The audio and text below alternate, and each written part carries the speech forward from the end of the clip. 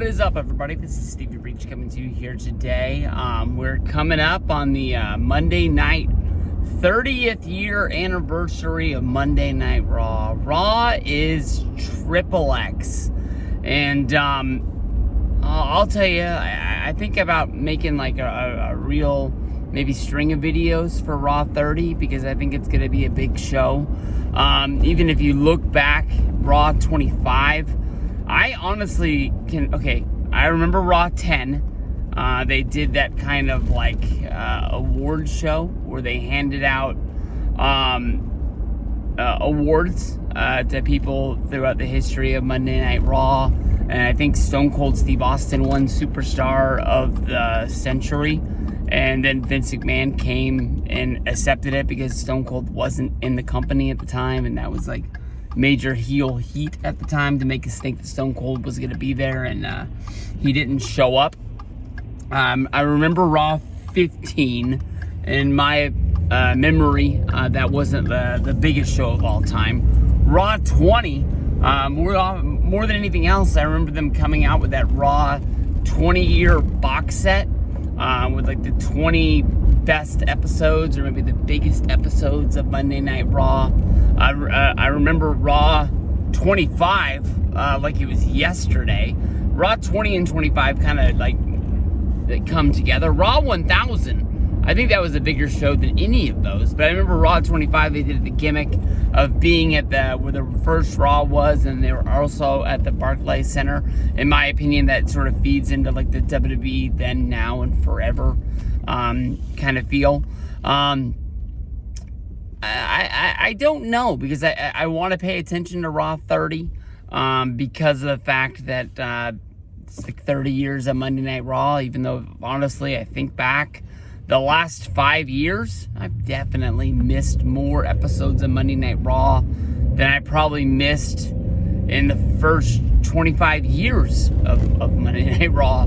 That's just the God's honest truth. And they're doing the thing where they're bringing the legends out and they're saying that these guys are going to be there. More often than not, it ends up not being something. If you remember back to the Raw 25 ending, it ended with the Club and DX doing the standoff in the middle of the ring and then sort of like coming together. I really thought that was going to be the exclamation point on Finn Balor. I thought that was like Triple H, Shawn Michaels putting him out there like, this is the fucking guy. Balor came into WWE and I really thought he was going to be like the blue chipper. I said that made me think of The Rock because that's what Jim Ross said when he debuted at Survivor Series. But I thought he was going to be like the main event, main deal. And he's been a big star for WWE. He's been the one guy that I kind of followed the most.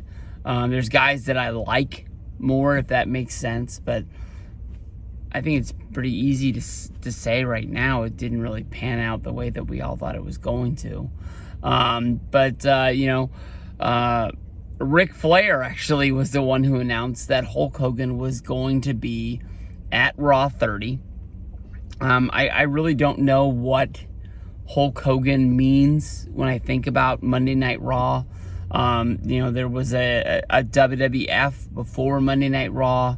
Definitely, I think that it pushed it to be a bigger company. I think that the rights deal that they have with USA now is a lot because of Monday Night Raw. So I think that is going to make it a big part. Is it more valuable than WrestleMania? Do you have a WrestleMania without Hulk Hogan? I don't think so. So you could kind of debate, what means more. But I remember the one time that Hulk Hogan was on WWF Monday Night Raw, when he came out and kind of accepted the challenge for WrestleMania 9. That was his only appearance other than like maybe like them showing an interview or something like that before him leaving and going to WCW. There was a tweet that I saw, and I don't remember who did it, and I think they were just responding back to No DQ, and they retweeted it. Hogan is a weird part of Monday Night Raw history, because most of the things that happened when Monday Night Raw was at its peak, the people that they're hoping to reach, for them to come back and maybe watch this one show where they see something that they're like, you know, I haven't watched wrestling in a while, but I'm gonna watch because of this. You know, they're gonna want to see like Stone Cold Steve Austin, The Undertaker. Hulk Hogan was a part of like WCW during the peak of the peak of Monday Night Raw. Hogan was on the other team. He wasn't wrestling for them. And most of the moments you're gonna think of, there's a WCW set behind him, or you know, a spray painted NWO World Heavyweight Championship belt.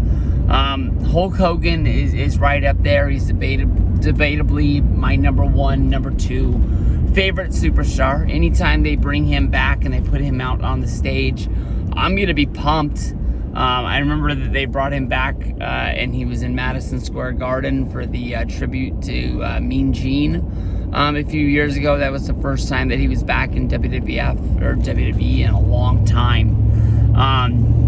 I think that one of the best things they've done with Hogan was his birthday party in Portland, which was days before SummerSlam, between Brock and Cena. What year was that? 2013, 14, something like that.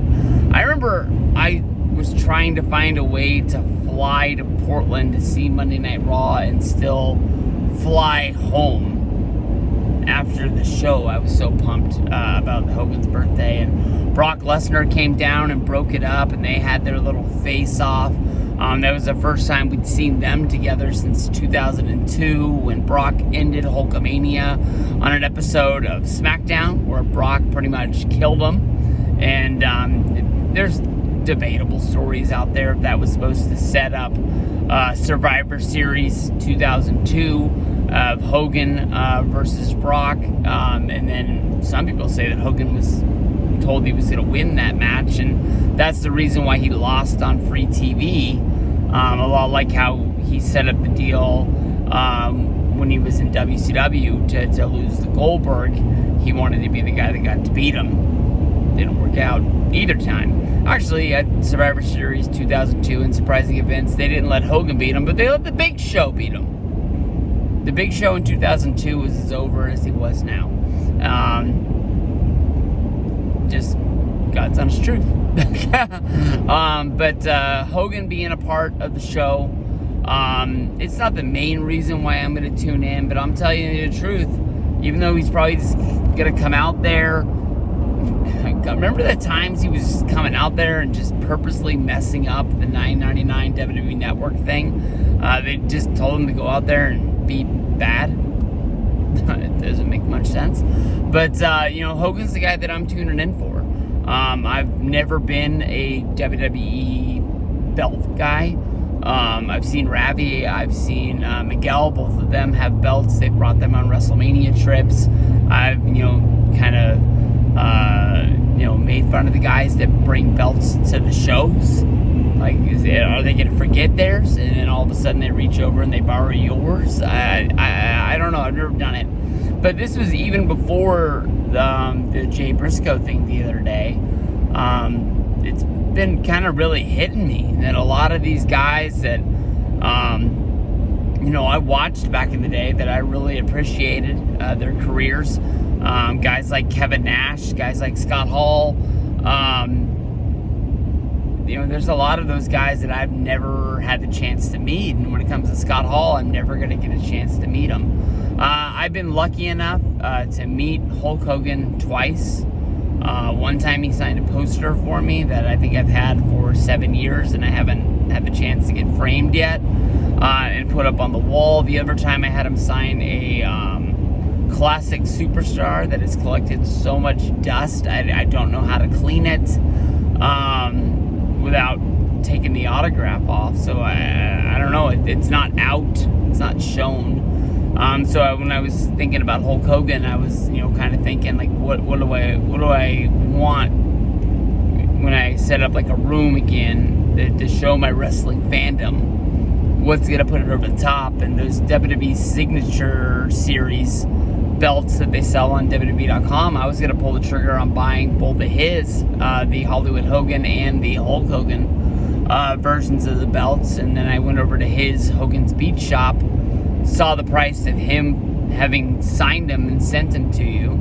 You're actually buying the belts from him. He signs them when he's sent. Not him. You know what's going on. Somebody works there. But, he's signing them and sending them out. And then I noticed how much he was signing when he was doing autograph shows. Now that WWE has that deal, I think it's called Fetterman Sports or something close to that. And I was like, it's pretty much the same deal, if not cheaper. Plus, I don't have to lug that belt around all day when I go to meet him.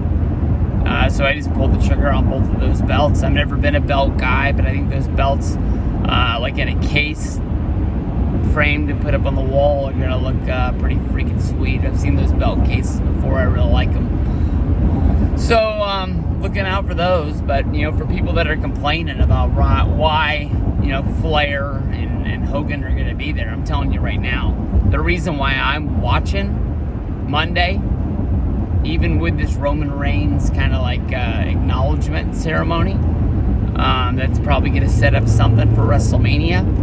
Hogan's the guy that's making me tune in, because that guy just means the world to me. And I don't know, even when he's doing nothing, he's Hulk Hogan.